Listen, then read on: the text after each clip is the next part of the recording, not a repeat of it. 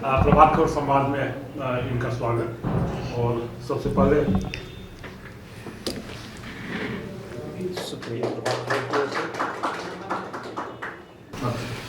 मंत्री जी, हेमंत सोरेन सरकार में आपको बहुत सबसे प्रमुख विभाग की जिम्मेवारी मिली है, तो आप झारखंड के कितना स्वास्थ्य में सुधार ला सके और झारखंड स्वास्थ्य के इंडेक्स में कहाँ पहुँचा? देखिए, जहाँ तक स्वास्थ्य की दिशा और दशा की बात है, तो जैसे कहते हैं कि सर मुड़ाते ओले पड़ गए। बहुत आशा विश्वास से जनता ने एक विशाल जनमत के आधार पर गठबंधन सरकार को चुना था। लोगों में बहुत आशा विश्वास था। नई सरकार को काम करने में भी बहुत इच्छा शक्ति, दृढ़ इच्छा शक्ति के साथ हम आए थे। लेकिन वैसे ही वैश्विक महामारी कोविड-19 ने दस्तक दी। और आप जानते हैं कि जब कभी आपके भी कभी इलाके में बाढ़ वगैरह आई होगी, तो जब बाढ़ आ जाती है तो फिर लोग अपने जान माल को सुरक्षित करने का सबसे पहले प्रयास करते हैं। और यहाँ तक भी होता है कि बाढ़ आ जाती है तो सांप और चूहा भी एक ही पेड़ पे अपने आप को सुरक्षित महसूस करता है। तो जब कोविड-19 का चक्र चला तो सबसे पहले सरकार की जवाबदेही, जिम्मेवारी कहिए या सरकार की प्राथमिकता लोगों की जान माल को सुरक्षित करने की थी। और वैसी परिस्थिति में जब डबल इंजन की सरकार केंद्र और राज्य में थी और इसके बाद भी एक लच्चर व्यवस्था हाथ लगी, और उसके बाद भी ना हमने धैर्य खोया, ना हमने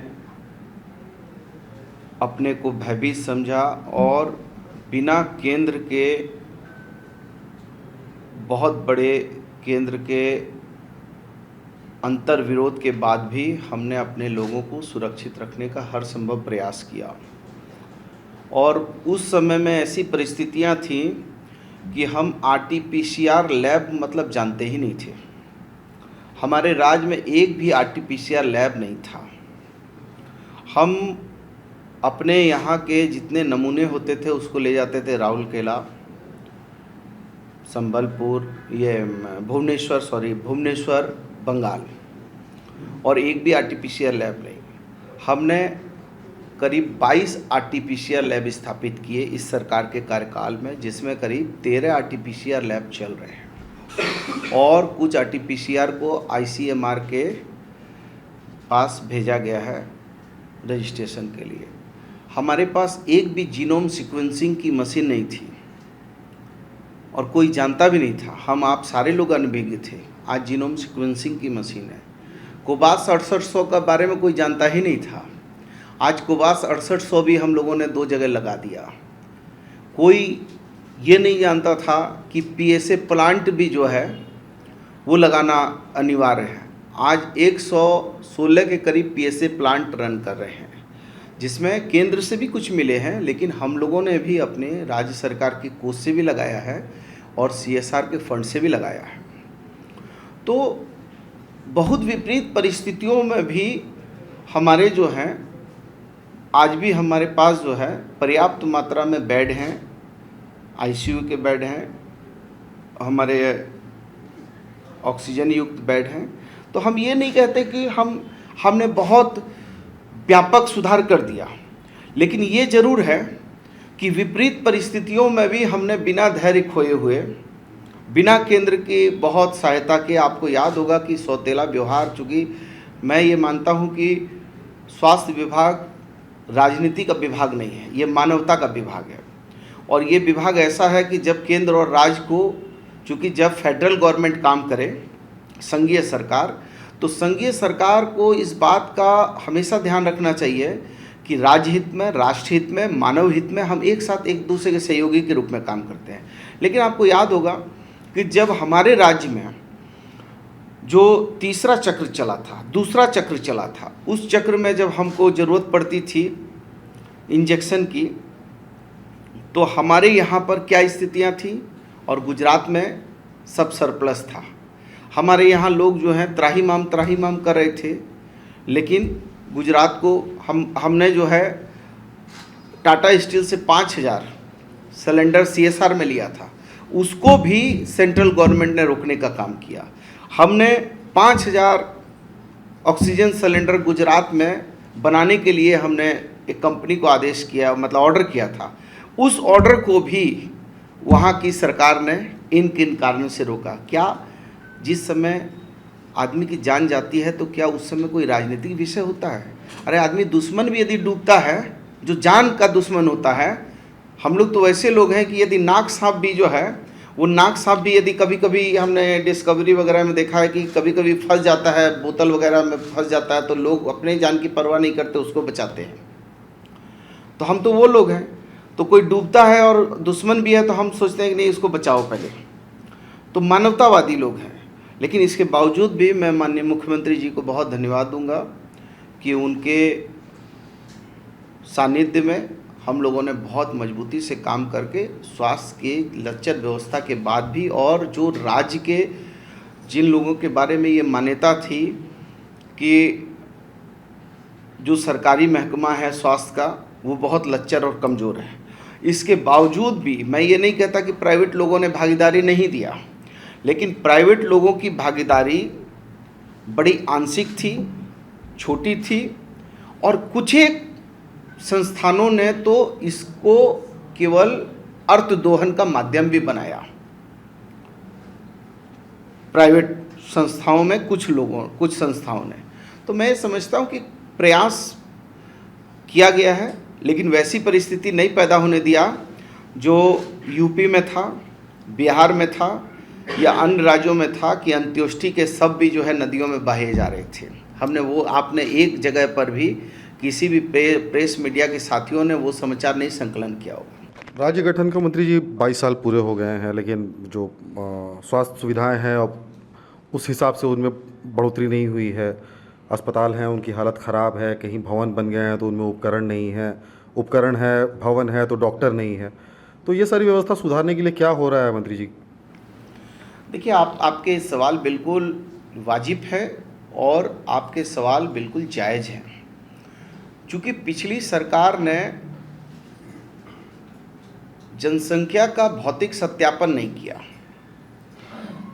और इंफ्रास्ट्रक्चर की एक ऐसी दौड़ उन्होंने लगाई जो दौड़ जनहित में नहीं थी। अब बियाबान जंगल में 100 बेड का अस्पताल बना दीजिए, 50 बेड का अस्पताल बना दीजिए, जहाँ पर निर्जन जगह है, जहाँ पर कोई मतलब नहीं, औचित्य नहीं। अभी हमारे पास मैन पावर नहीं। अभी पिछली सरकार ने मेडिकल कॉलेज वगैरह बना दिए, जल्दबाजी में उसका उद्घाटन भी करा दिया। अब मेडिकल कॉलेज में जो हमारा दिल्ली दरबार है वो उसको स्वीकृति नहीं प्रदान कर रहा है। वो हमको जो है उसमें बच्चों के दाखिलों को लेकर क्वेश्चन ये कर रहा है। तो या तो इन्होंने जो उद्घाटन किए हैं वो राजनीतिक फ़ायदे में जल्दबाजी का किया। यदि मान लीजिए कि आपने ये बना दिया और आपने यहाँ पर जो है बिजली का कनेक्शन नहीं दिया, AC का कनेक्शन नहीं दिया, तो ये तो आधा अधूरा इंफ्रास्ट्रक्चर है। तो इंफ्रास्ट्रक्चर इन्होंने बेहिसाब बना दिए हैं, जबकि उसका उनको मूल्यांकन करना चाहिए था कि इंफ्रास्ट्रक्चर यदि बनाए हैं तो उसमें हमको इक्विपमेंट क्या लगेगा, मैन पावर क्या लगेगा, कितने वहाँ डॉक्टर लगेंगे, कितना पैरामेडिकल स्टाफ लगेगा, कितना हमारा ट्रॉली मैन लगेगा। तो सारी चीज़ें हमारे पास थी नहीं, लेकिन आपने अंधी दौड़ में बना दिया है। तो उसका खामिजा हो रहा है कि जो चीज़ बन गई है अब वहाँ तक कोई पहुँच नहीं है।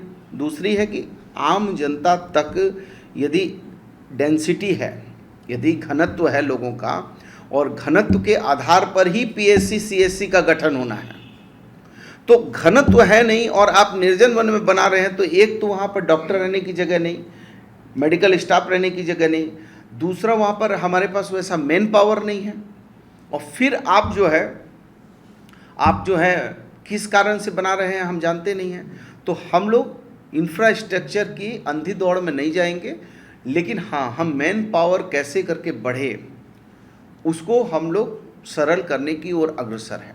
अभी राज्य में नए मेडिकल कॉलेज खोले गए, लेकिन किसी भी मेडिकल कॉलेज में फैकल्टी नहीं मिल रहा है। आपने बार बार उसके लिए प्रयास भी किया और इसके कारण नामांकन पर भी बार बार रोक लगाई। तो ऐसे में इन मेडिकल कॉलेजों का कितना लाभ मिल पा रहा है राज्य को?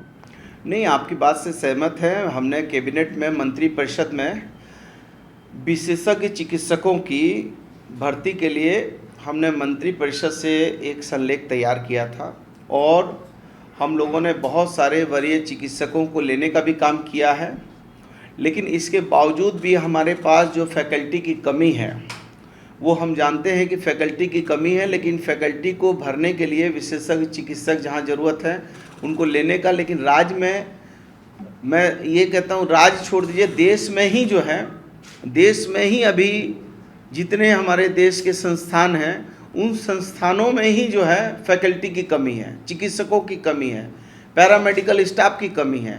लेकिन इसके बावजूद भी राज्य सरकार कृत संकल्पित है और हमने उसमें कुछ जो फैकल्टी की कमी है उसको लेकर वरीय चिकित्सकों का जो पूर्व में लेने का जो प्रावधान था उसको हमने बड़ा लचीला किया। उसमें कुछ हम लोगों ने इवन अभी 65 से 67 साल हम लोगों ने उम्र सीमा भी बढ़ाई है, इसी को दृष्टिगत करते हुए।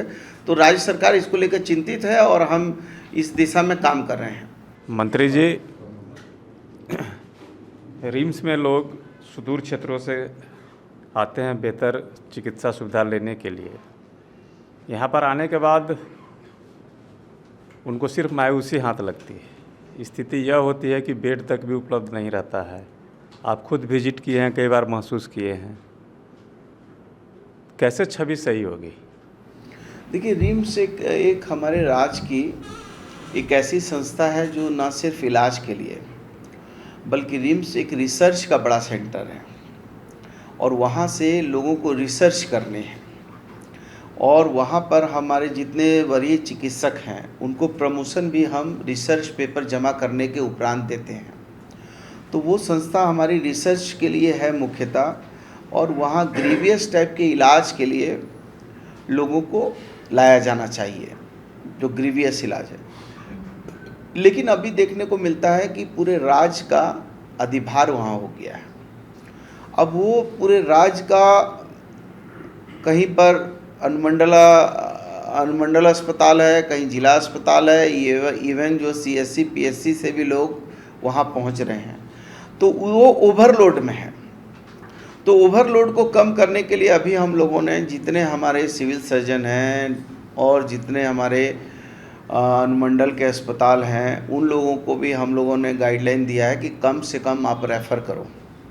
और देखिए, आपकी बात से असहमत नहीं है, चूँकि ओवरलोड पर रिम्स चल रहा है और कहीं कहीं कमी खामियां हैं, उस कमी खामियों को भी दूर करने के लिए हम लोग प्रयास कर रहे हैं। और अभी हमने जिस दिन मैंने वहाँ पर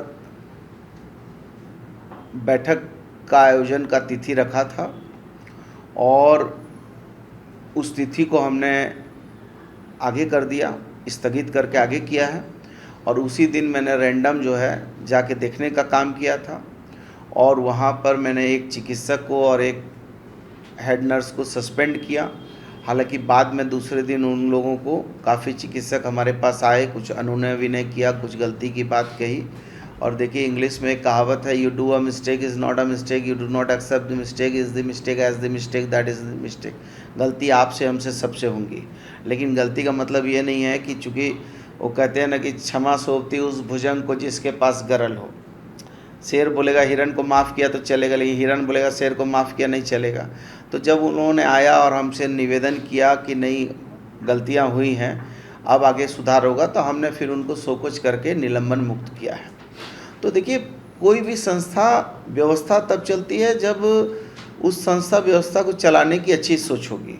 लेकिन हाँ, इससे सहमत हैं कि ओवरलोड में है, उस लोड को कम करने का विकल्प हम खोज रहे हैं और इसी के चलते हम अपने राज्य के अन्य स्वास्थ्य संस्थाओं को मजबूत कर रहे हैं ताकि वो लोड घटे।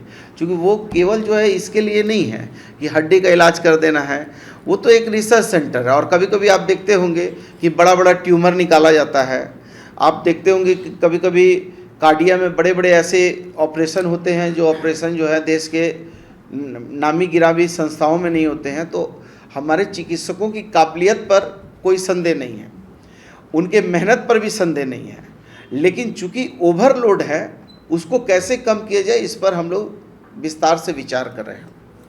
ये सदर अस्पताल में मैन पावर और रिम्स में सुरक्षा एजेंसी को लेकर के मंत्री जी की भूमिका को लेकर के काफ़ी चर्चा होती है, इस पर क्या कहना चाहेंगे आप? नहीं मतलब क्या भूमिका, मतलब व्हाट इज भूमिका, मतलब you tell me whatever you want to know, question is fake. चहेते लोगों को दिलवाना है, तो ऐसे कौन चहेते लोग हैं जिनको नहीं मिल रहा है और मंत्री इतना दबंग और कमज़ोर क्यों हो गया? यदि दिलवा रहे हैं तो दबंग है और नहीं दिलवा पा रहे हैं तो कमज़ोर हैं। क्या आपको लग रहा है इतने पत्रकार के बीच में पूरे मजबूती से बोलने वाला आदमी इतना कमज़ोर हो जाएगा कि एक सिविल सर्जन बात नहीं सुनेगा? ऐसी कोई बात नहीं है। देखिए ना ऐसी कोई बात है, और ना देखिए जिस दिन बगुला जो है मछली का शिकार करना छोड़ देगा, अब बिल्ली चूहा का शिकार करना छोड़ देगी, और मैं जात का बनिया हूँ और मैं रुपया का शिकार करना छोड़ दिया हूँ, तो ना हमको ईडी का चिंता है, ना किसी का चिंता है, ना हमको कोई चीज़ का उतना टेंशन है। इसलिए वो सब कुछ नहीं, ये सब में कोई दम नहीं है। आप क्वेश्चन थोड़ा खोज के लाइए मजबूत। प्रभातखबर.com, विश्वास वही, रफ्तार नहीं।